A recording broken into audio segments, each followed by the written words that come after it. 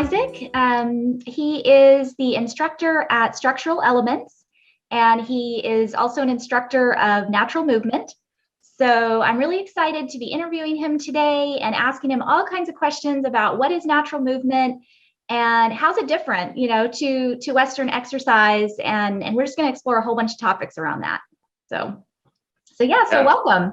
Thank you. So my introduction to natural movement kind of came because I've been involved in the traditional food movement.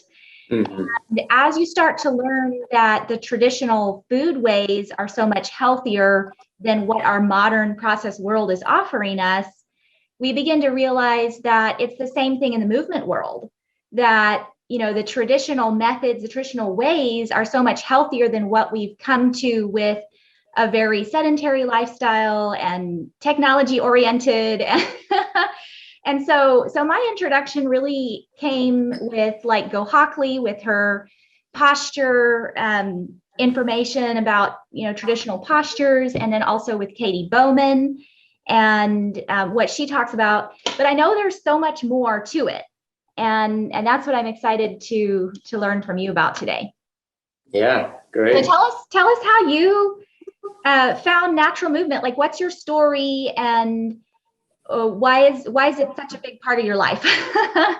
Yeah, good questions. For me personally, so my background is in structural integration. So I have been in that field for over 20 years. So that's a type of therapy that helps people find a better relationship with gravity. So that's my main focus, is how do I help people under my care find a better relationship with gravity, which sounds kind of ambiguous, but we can tease that out later. As I started working with people, I noticed that it was, even when I worked integratively, they would have a hard time holding on to the changes. And so I wanted to learn to teach people to find the stability, the strength, the pliability to hold on to those changes. So that took me down a whole, movement, this learning about how to teach movement path. So I started off learning very corrective type movement, and eventually learned that I wanted to work in a more integrative way. I'm using that word again. And we can talk about why in a little bit. Yeah, but that took me to the MovNat path. And of course, like you, I'm also, really into the Weston Price thing, really into ancestral learning from our ancestors. So yeah, that's the short answer. That's cool. How I got there. Very cool. So you didn't have some serious body pain and then kind of discovered this through a personal injury or something like that. It was just this passion that you had. Yeah, totally. I mean, for me, it is a self-practice for sure.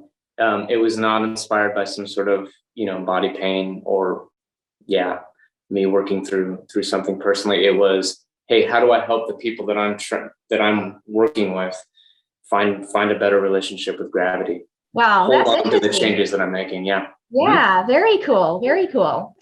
Okay, so let's first kind of break down what is natural movement. What is the definition of it? And how is it, like I said in the introduction, how is it different to Western style? Maybe give us a brief overview. Okay, so I guess we could answer that in two different ways. One way is the hard way, and one way is the easy way. Let's do the hard way first. Okay. So, as far back as Galen, physicians have been connecting health with movement, right? And further back than that, we're sure. But as far back as we can see through writing. So physicians have been saying, to be more healthy, we need to move. Right. It's all about exercise, right? Sure. Right. Yeah. And so people like Galen, the type of exercise they were recommending was like lifting, throwing, carrying, jumping, crawling. I don't actually know if he talked about crawling, so strike that. But all those very, we'll say, natural movements that humans just naturally do. that was the type of exercise that they called healthy. So then you had people like in Italy, like I think his name was Hieronymus Mercurialis. I might have that name a little bit wrong, but people like him, this is way later in history, were researching those early physicians'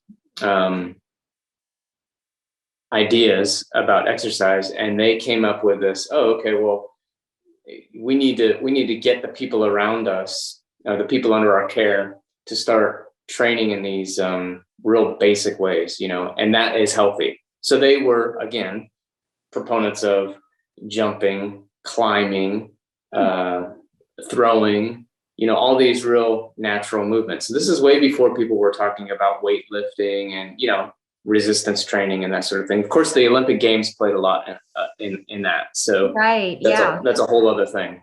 But again, you see this connection between being healthy and natural movement. And then later on, if you kind of go, and I'm jumping over a lot, but if you look in the late 1800s, early 1900s, there's a man, his name was Georges Herbert. And I don't speak French, but that's to the best of my ability. That's how you say his name. Right. So for English speakers, it looks like Georges Herbert, right? Georges Herbert. And he was an interesting. Pretty good. Yeah, right.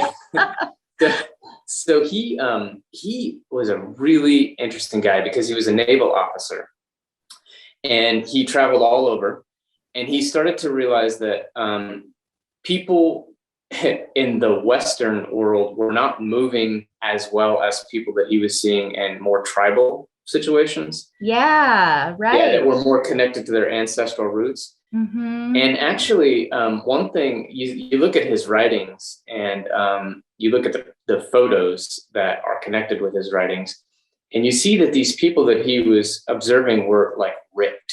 I mean, they look like models that we so that's an interesting thing, right? And I just in parentheses, keep that in mind, because we're a lot of people in the traditional exercise world who we view as more, I don't know, enlightened, will say, well, we shouldn't really put so much emphasis on a beautiful body and blah blah blah. We need it.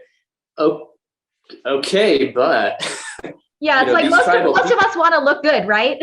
Right. Yeah. And if you look at how our ancestors or tribal people who moved very well, they look good. Yeah. They look like what we describe as a beautiful body.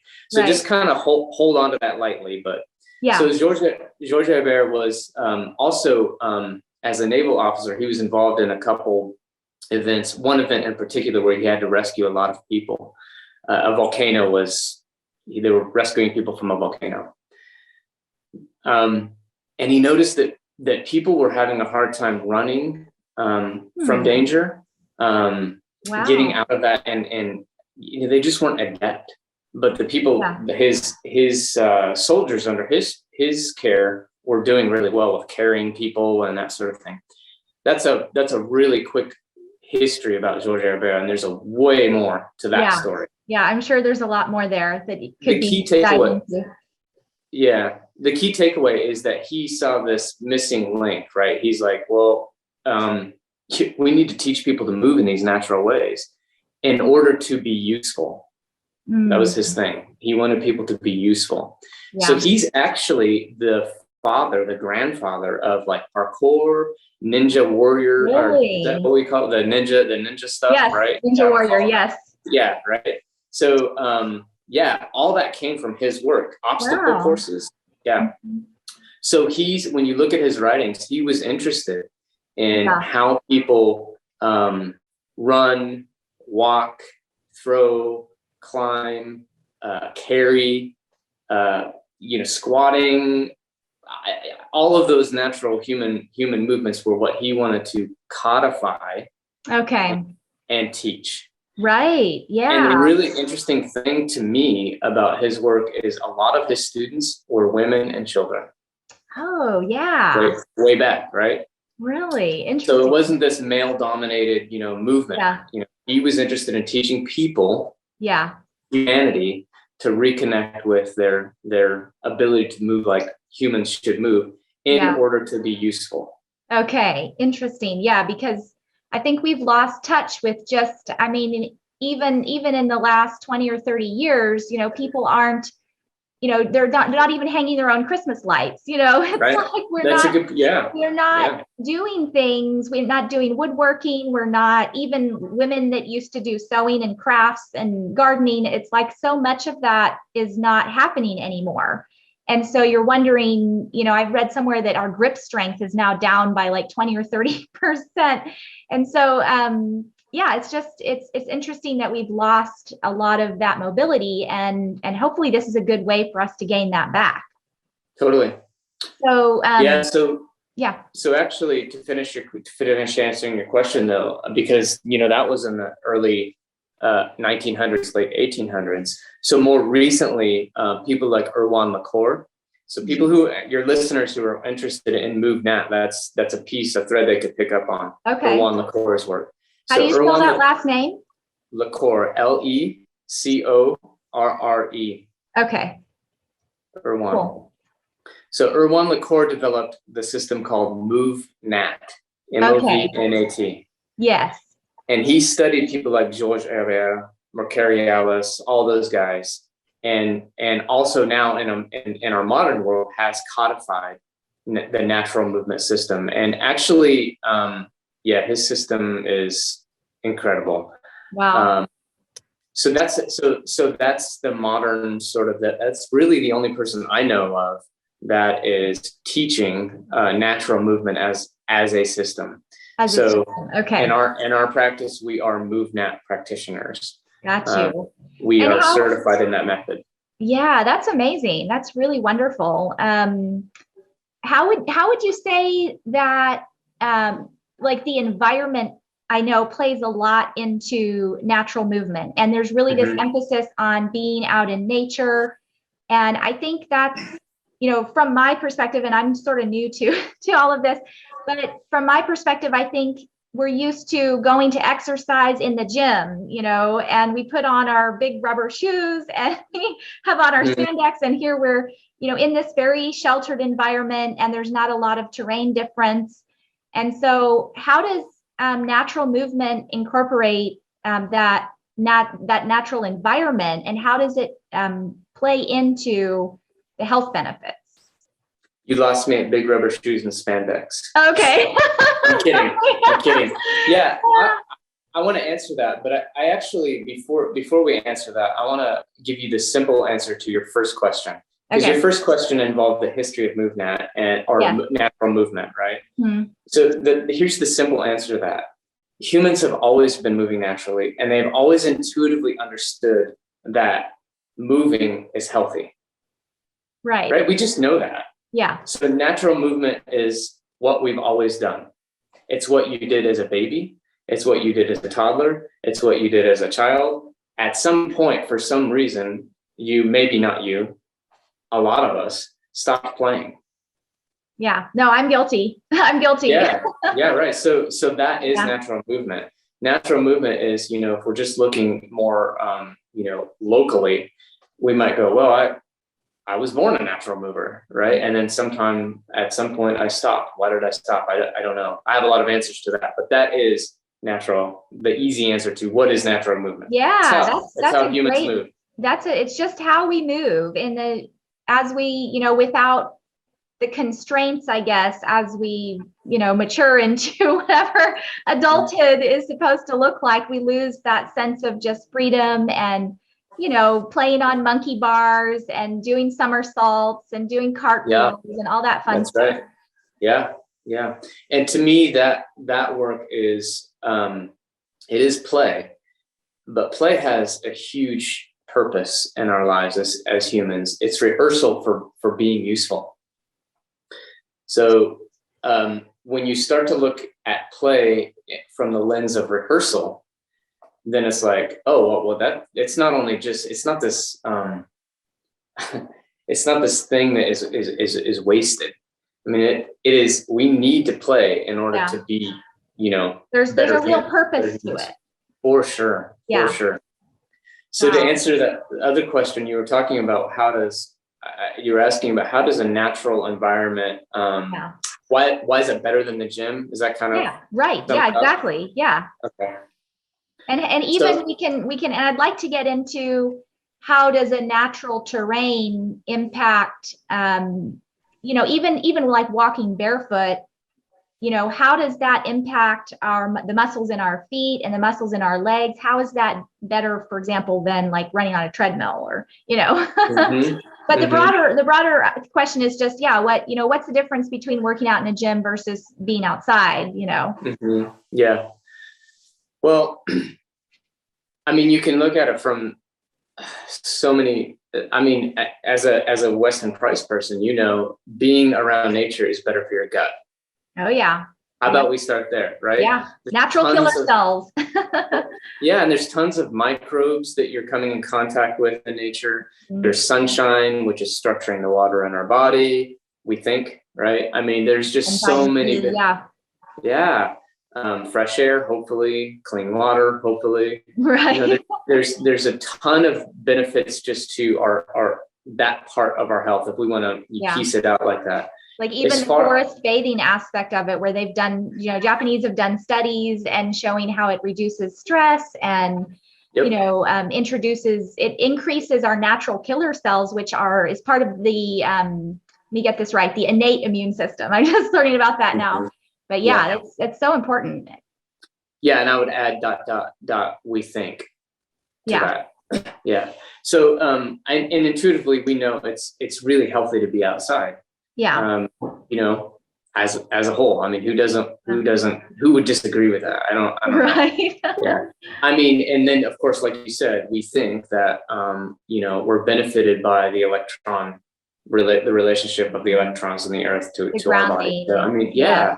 It's huge. Yeah, there's tons of studies around that, by the way. Tons. There's a lot of studies. Yeah. Yep. I need to write a blog post about them all. Yep. Yeah. And I'm in that paradigm. I believe that stuff. Yeah.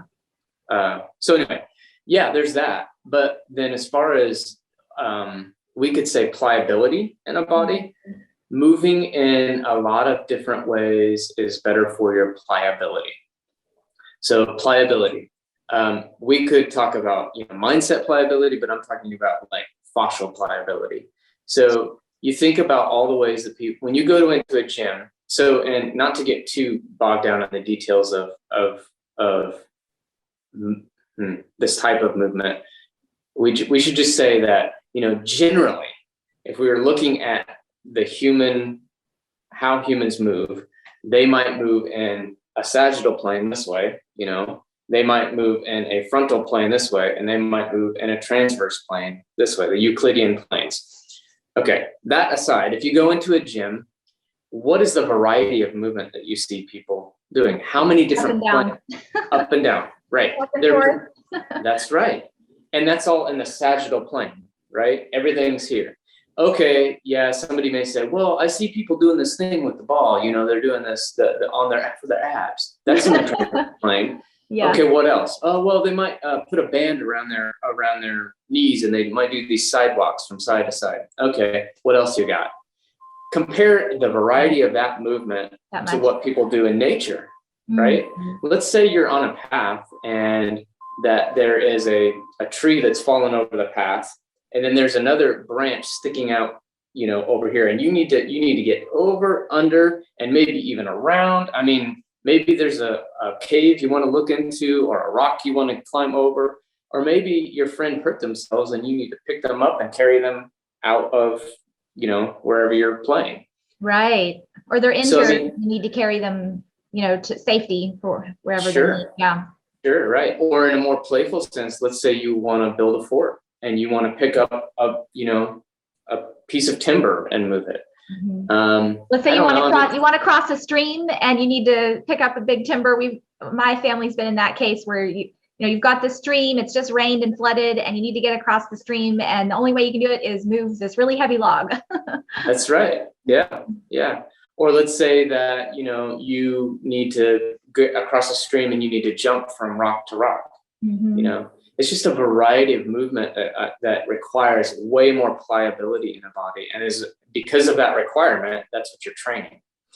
So I will say that it's not only training fascial pliability, but we all have a movement repertoire. And that movement repertoire is the set of movements that you know how to make. Just your brain holds on to those patterns. So without going too far down that path, I will say that I work with many people who have gotten to the age where they don't know how to get up and down from the ground. Now, I said don't know how to get up and down from the ground. Oh, yeah. Now, I mean that. So they literally don't know how. They have forgotten how. They may have, and some people will say, well, they don't have the strength. Well, even when they have strength in other areas, or they seem like they have a sound body, they have that movement pattern has dropped out of their brain. Wow. Now we can get those back, but we want to move in a variety of ways so that our body doesn't forget how it can move in all these different planes of movement. As a result of that, things are more hydrated, things are more pliable, and we want that in a body in order to feel and look healthy. Yeah. I think also the study of fascia is really interesting, and I found this book by Peter Deadman about, and he touches on the fascia, and he's more into the Chinese medicine, but he touches on how important the fascia is, and I had never heard of that before. And I was like, this is this whole other structure in our bodies that we're really not even paying attention to. We don't know what it is or why it's there. And can you explain a little bit about what the fascia is and why it's so important? Yeah, for sure. So that's our world, right? That's what we geek out on fascia. Okay. So I mean, it depends on what you want to know. What if somebody said, just simply like you said, what is fascia? Yeah.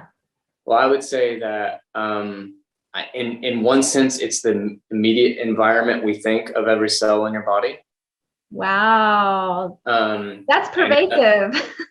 Yeah, pervasive is a good word. It's in everything. It's around everything. It's through everything. It's made up of collagen and elastin and ground substance. So proteins. The ground substance is really interesting when you start to get into the ground substance, the watery part of connective tissue, because it is chock full of these, what we call glycosaminoglycans, which is a molecule that is kind of shaped like a bottle brush. And that bottle brush lines up water molecules on its bottle brush bristles. And when we don't move very well, those bottle brush bristles, we think, I keep saying that, right? And I'm saying that for a reason. So hold on to your theories very lightly, right? Yeah. So, because there's a lot of research out there that is just, somebody wrote a paper and everybody believes it. So this is what we know. You have to kind of just look at the research, look at every side of it, and see how it makes sense, I guess, over time. Yeah, for sure. So if fascia is not moved in a lot of different ways, those bottle brush bristles become sticky. And that's why, like, if you go get some body work done, or you're working with a structural integrator and they're working on a piece of connective tissue or an area in your body, and it's like, oh, that's really sticky. That's those bottle brush bristle molecules, we think, becoming really like mangled and sticky and stuck together, so the fascia isn't flowing or doesn't allow for fluid movement. Wow, so I didn't realize there was fluid movement happening in the fascia. I just thought it was connective tissue, but that's amazing. It's all about water, Amy. So you know that, right? Yeah, I mean, you know it, but it's still like when you hear it, when you see it in that way, that wow, like if this fascia is around every single cell of our bodies and it's made of water and it can get sticky and not allow fluid movement, I mean, that just puts a whole nother light on how vital, how much water is part of our bodies. Right. So people hear that and they say, well, I need to drink more water. That's what they say. So that means I need to drink more water. But do you know what hydrates fascia? Movement.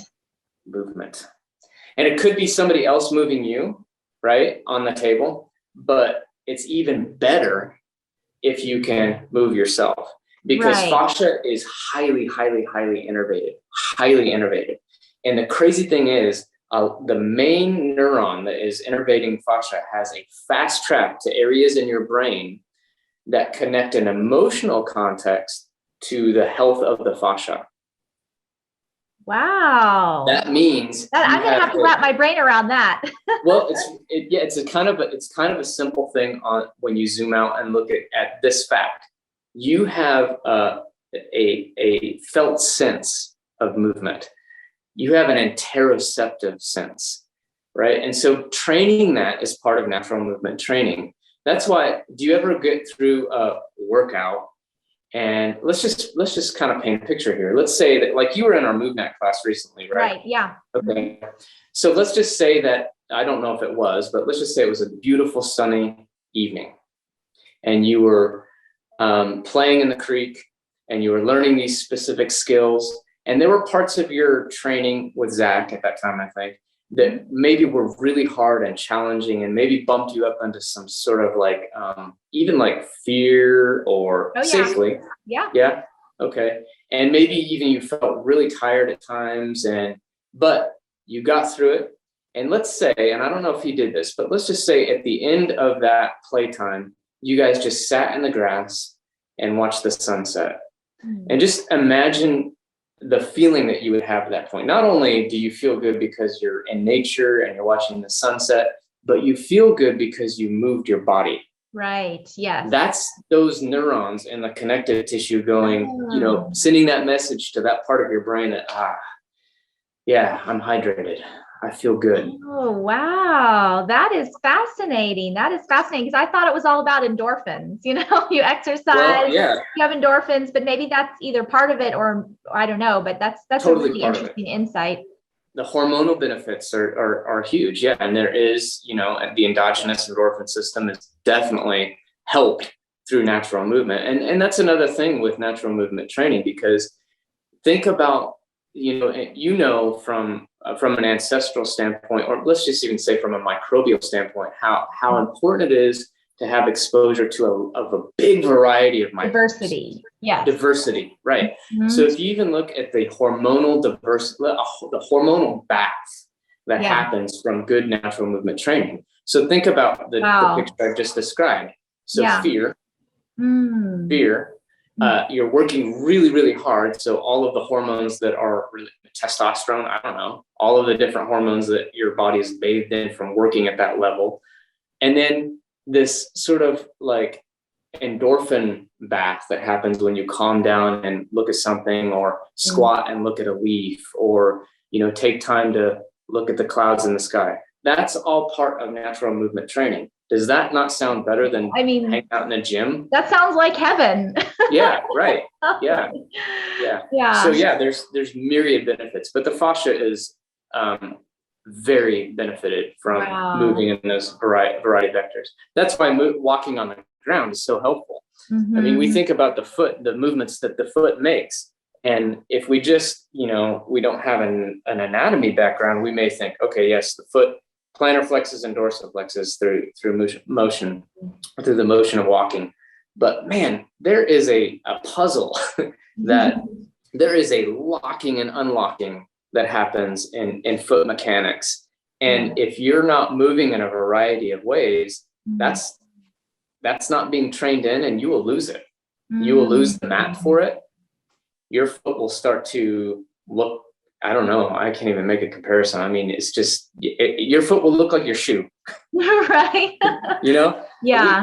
There's just so many, I guess there's so many different muscles, and I guess even fascia and all of that's in our feet and in our leg muscles. And when we train it to sort of be in this one shoe pattern, with this height and everything, we're not getting a, like we were talking about diversity. We're not getting a diversity of movement because we're just on a flat surface all the time, firstly. And then there's nothing to kind of step around the stick or step around the stone, or, and have varied levels that you're trying to get over. So. Totally. And, you're not getting the benefit of coming in contact with the earth. There are days, Amy, when, like, I don't have shoes on right now. I came into the office, I don't have shoes on. There are days when I don't wear shoes all day long. Wow. Yeah. And I'll even forget my shoes some days. and then I'll be going to Whole Foods or, Natural Grocers and go, oh, shoot, I need shoes. Suddenly people are like, yeah. Well, I don't go, I'm not that brave yet to go into the store, but I do have my emergency pair in my car. Yeah. I mean, I've also gotten very used to being barefoot, in the house. And when I go on walks, I usually either go barefoot or take my earth runners. So it's now for me, it's just like when I go out, Nice. Still haven't quite good. that part of it, but yeah, it's been a learning process for me, even just walking barefoot in the grass, which is my whole brand name, but that was, right.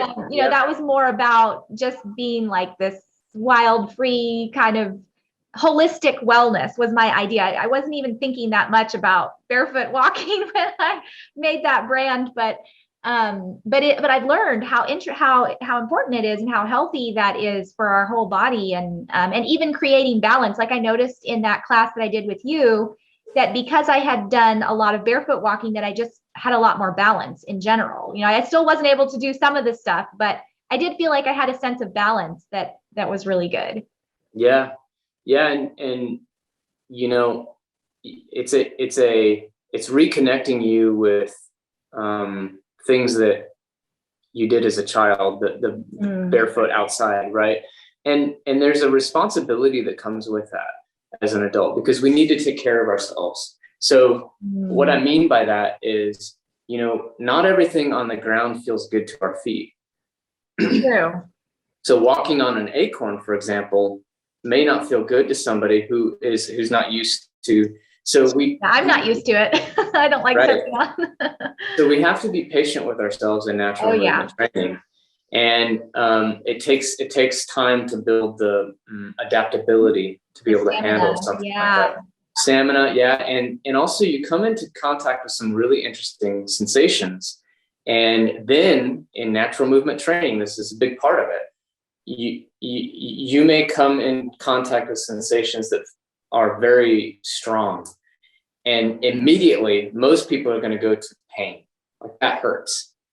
But the question in natural movement training is like, is it hurting you? Is it damaging tissue? Is it damaging to you? Does it really hurt? Or is it just a lot of sensation you're not used to?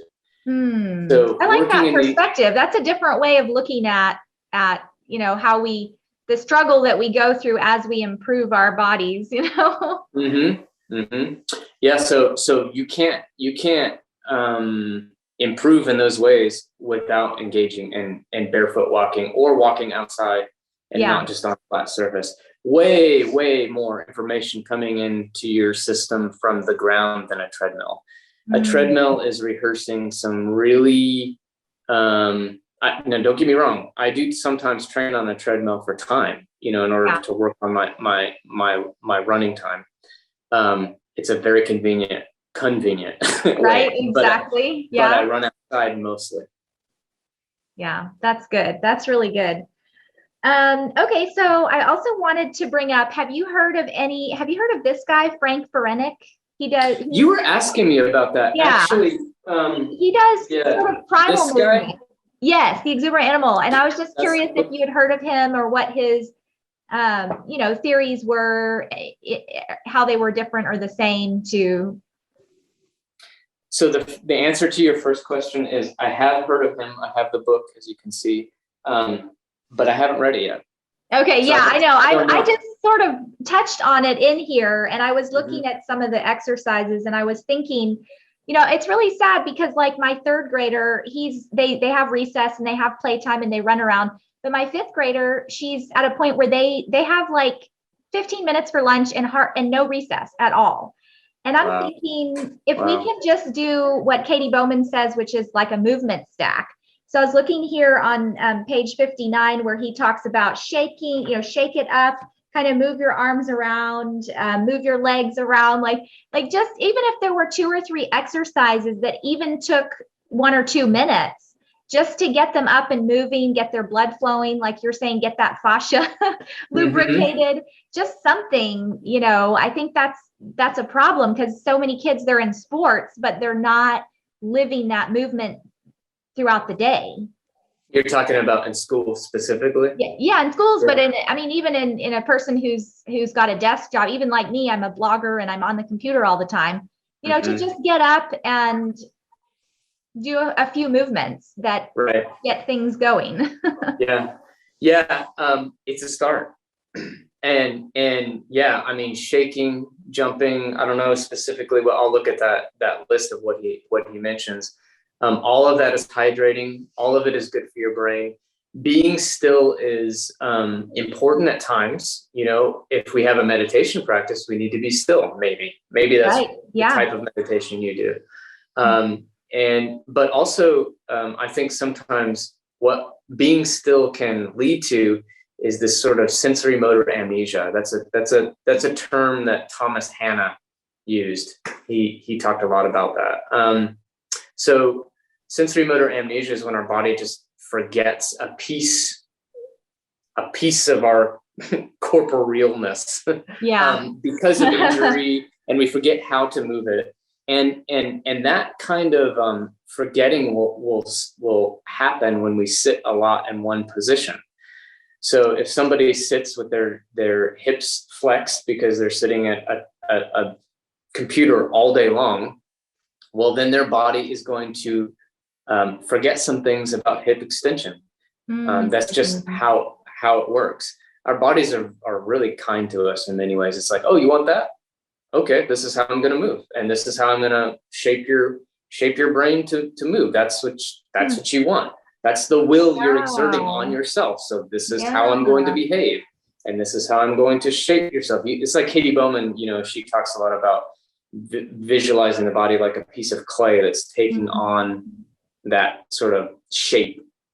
We're controlling that completely, 100%. Yeah. So yeah, I mean, getting up and moving around and shaking it out is huge. But really, what I would tell, you know, school is a whole other thing. Yeah. Oh man. But what I tell my people that I work with, students of mine who have jobs like you where they're blogging all day or writing, and is, you know, get on the ground. Get on the ground. Take your computer to the ground. And some people will say, well, I have a standing desk. Great. Stand up sometimes, but also get on the ground.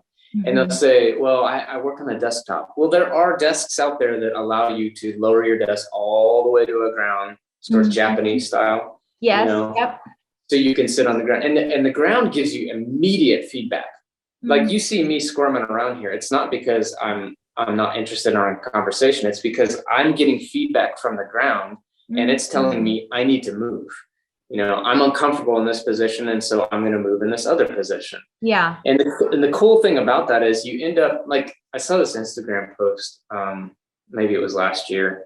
This person had sped up a video of their child playing Legos on the ground. So it's really cool because you saw all the different positions that this kid was in as he was playing Legos on the ground. Yeah. You know, he was kneeling, he was squatting, he was in this weird, like, inspecting position. I mean, just all kind. And think about the pliability that he was experimenting with and learning from all those different movements. What's wrong with being on your belly and typing when you're at home? I mean, you can lay on your belly and type. Yeah. You can sit cross-legged. You could squat for a little bit. So yeah, I mean, I think it's a good start to say you need to get up every once in a while and move around. But to me, it's like ditch the chair, ditch the couch. You know, great. You can do. Sometimes I want to sit in a chair and have a conversation over a cup of coffee. So you can do that movement. But I don't think we're on the ground enough, and I think kids need to be on the ground. You know what? That's not even fair. I think all humans need to have a really good relationship with the ground. Yeah. I'd love to. I don't know if there's time. We probably have, like, I would say 5 more minutes, but you were talking a lot about gravity in the beginning and how important that is. And now you're talking about the ground. And do you want to explore that a little bit more? Like, sure. What do you mean by that? And Yeah. Okay. So gravity. So Ida Rolf, who is the mother of structural integration. So that's the type of therapy that I do. She said that the most powerful force in a human's life is gravity.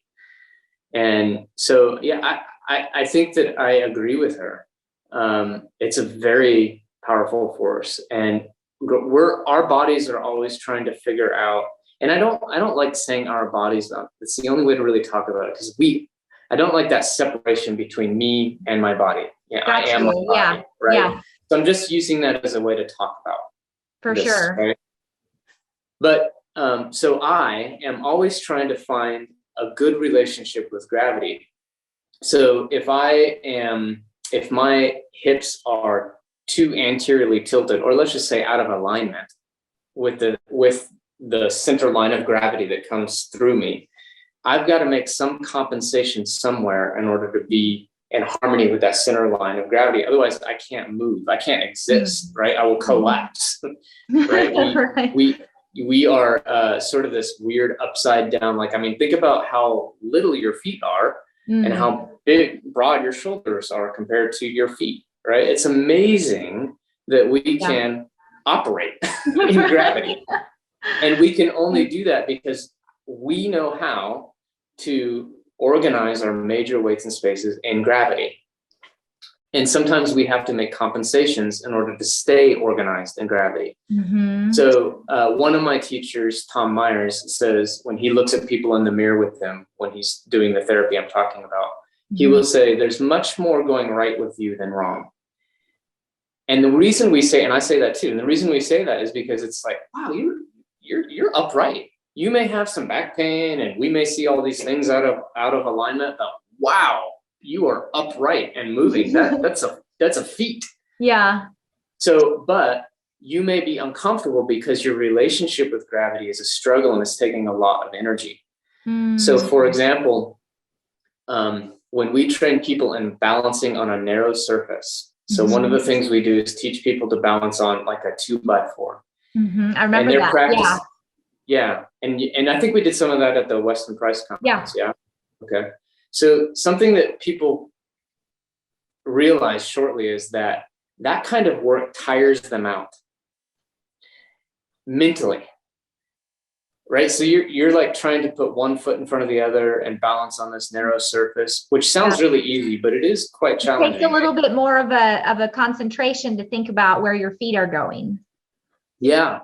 Yeah. And there's this tiredness that sets in. It's a strange tiredness. It's not like deadlifting, right? It's a different kind of tiredness.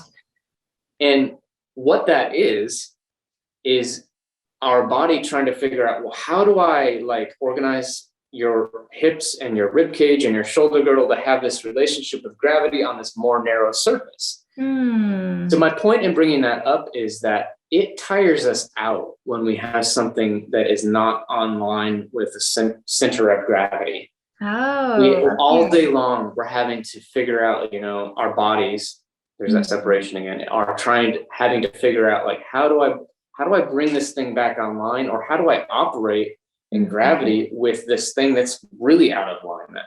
Got you. Yeah. That's exhausting. Yeah. It takes a lot of energy.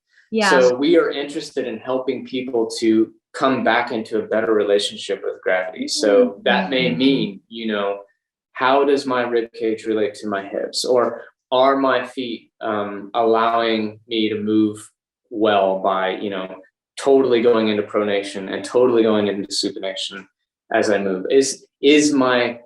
Are my hips, moving well in this plane up and down as I walk? So that's what I mean by a better relationship. Yeah. Okay. That's really interesting. I guess I'd never really thought about how important gravity was, or how, the different parts of our body are trying to align with that. So that's really interesting. Okay. Let's touch on one more question before you go. Sure. So someone was asking me to ask you about back pain. And what recommendations do you have? I mean, I would imagine just start moving more, but what specific things would help with that? So I would begin by asking, like, what kind of back pain are we talking about, right? So let's start with lower back pain. Let's go with lower back pain. Low back pain. So then I would want to know, if I was talking to somebody, kind of what their history is. Like, are we talking, like, have they been to an orthopedic doctor and the doctor has said you have a bulging disc? Are we just talking about aches and pains in the low back? I think And that's probably more aches and pains Right. from someone who's sitting a lot. Got it. Okay. So someone who's sitting a lot and has some aches and pains, I would say, move around more. Right. Yeah. So there's that. That's what I'm talking about that sensory motor amnesia. They're sitting in this flex position all day long on a computer or whatever, and their body is shaping itself into how the will is exerting itself on the body, and then they're forgetting how to find extension or full extension in the lumbar spine or the hips or whatever. So practically, what can a person do? So it's not for that person, depending on their capabilities, getting on the ground, it may not be possible for them. I don't know.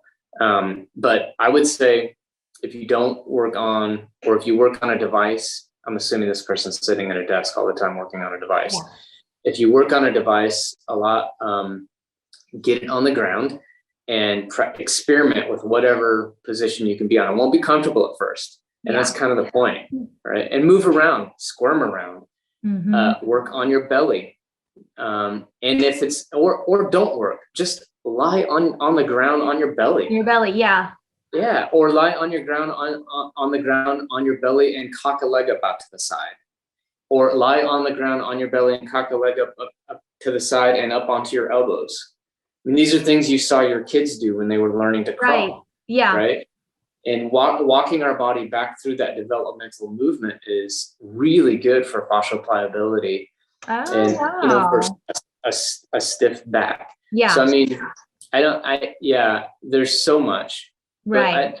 Being gentle and patient with yourself is essential with pain. And just take the pain. I would say take the discomfort that you feel as information, and information that you are giving yourself related to should I move or should I not move. But that would be a start. Yeah, no, maybe. That's a great place to start with. Yeah. It may not solve the issue. Yeah. But working with, cool thing about learning is you can connect yourself with somebody else who knows something, right? And that's how to learn.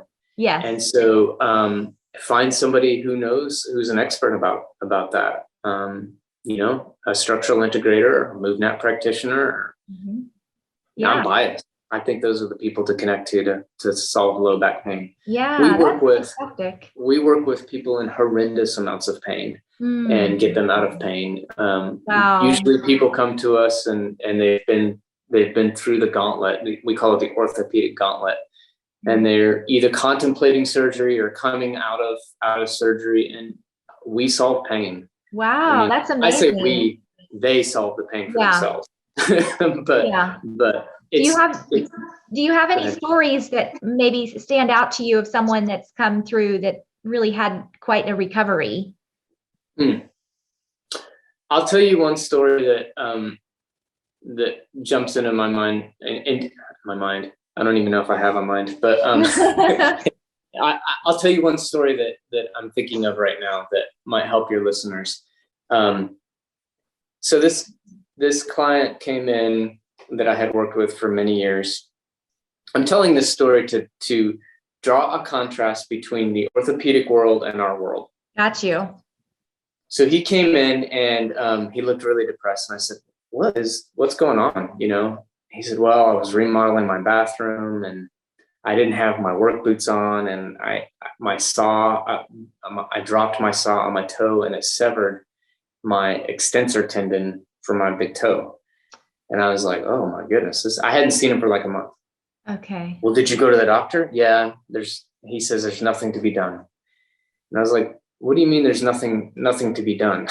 Yeah. He goes, well, he said it's severed. It's going to stay severed. And I really don't need to use my big toe anyway for walking. This is literally what his doctor told him. Wow. And I was like, whoa. Yeah. Did you get some images taken? And I'm not a huge fan of MRIs, but sometimes they're necessary, right? Did you get some images taken? And he said, no. He said it's severed and there's nothing to be done. Oh. Well, how did he know it was severed? Well, he did a test. Well, what test did he do? And my client said, well, and he took his big toe and he kind of flicked it like that. He said, he went like this and he said, yep, it's severed. It's like, what? No. What? I think you need a second opinion. Yeah. So he actually did go for a second opinion. It just so happened that that extending tendon was not completely severed. It was just frayed, and Okay. it was reparable.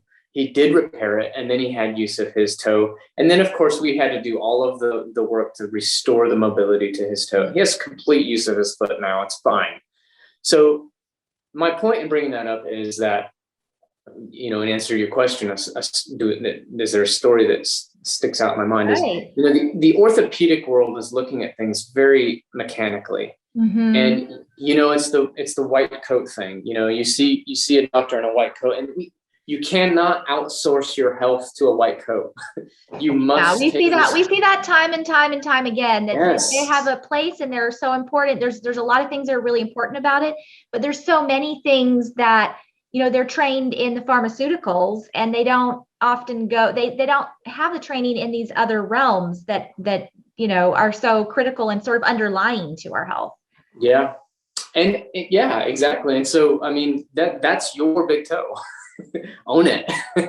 You don't just accept that this guy, and I'm saying guy because it's usually a man, says, you'll never have use of that. It's, just give up on it. It just doesn't make sense. So we get stories like that all the time that are not only shocking, but then in the end, they turn out so hopeful, and people are moving so well. And so I'm curious what happened with his toe.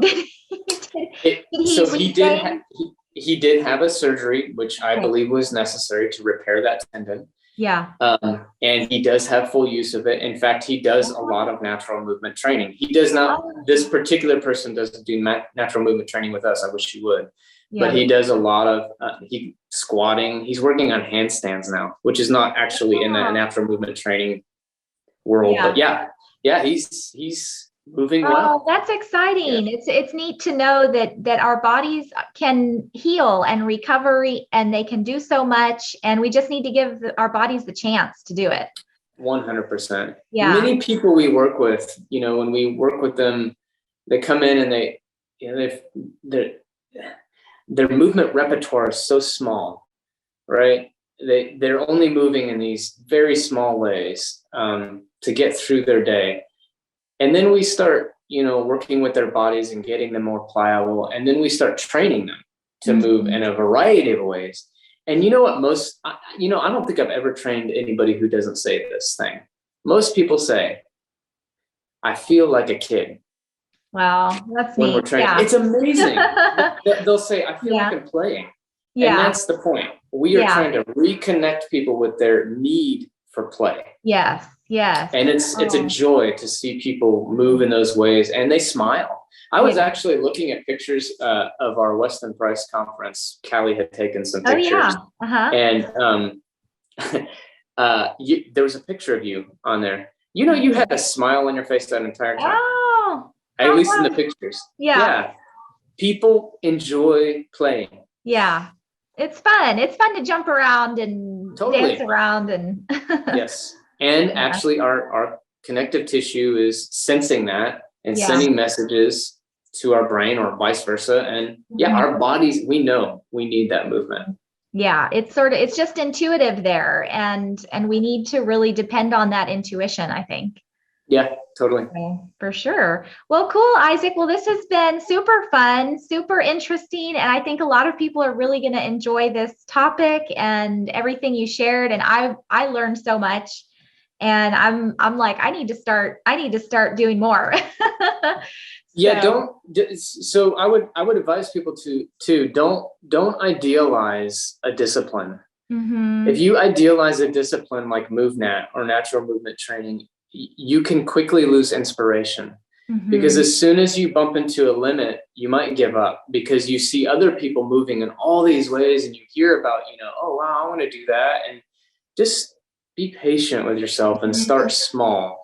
Yeah, that is such good advice. And find what works for you and what you enjoy. And I mean, recently I've been enjoying doing the modern dance with Callie. And it's like, there's so many ways, there's yoga and there's Qigong and there's, MovNat. And there's so many different ways that we can learn to move more outside of just that sedentary lifestyle. So it's just finding what that way is that really resonates for people.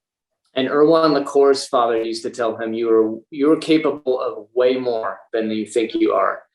So being patient with ourselves is one thing, but also realizing I'm capable of moving in ways, that I can't even imagine now. Yeah. Humans are amazing. You're amazing. I mean, that was what I discovered when I came out of the MoveNat class with Zach, is that he was asking us to sort of jump from this one rock to this other rock across the river. And the first couple of times I was like, this is too much for me. I think I used to be able to do that, but I haven't been doing that for a while. So it was a challenge, but by the end of the class, I was totally jumping across it, no problem. And I'm like, crazy, wow, right? my body can actually do this kind of stuff. I just need to give it some time and patience. You can actually do that kind of stuff. Yeah. We say my body, but you are capable. Mm-hmm. It's amazing. Mm-hmm. We'll have to get a t-shirt. You are capable. That's right. Yeah. So very good. Well, great. Well, this has been so fun, and I look forward to being in touch with you guys. And it's a great community here that we're developing. So thank you, Amy, very much. Cool. Great. Have a good day.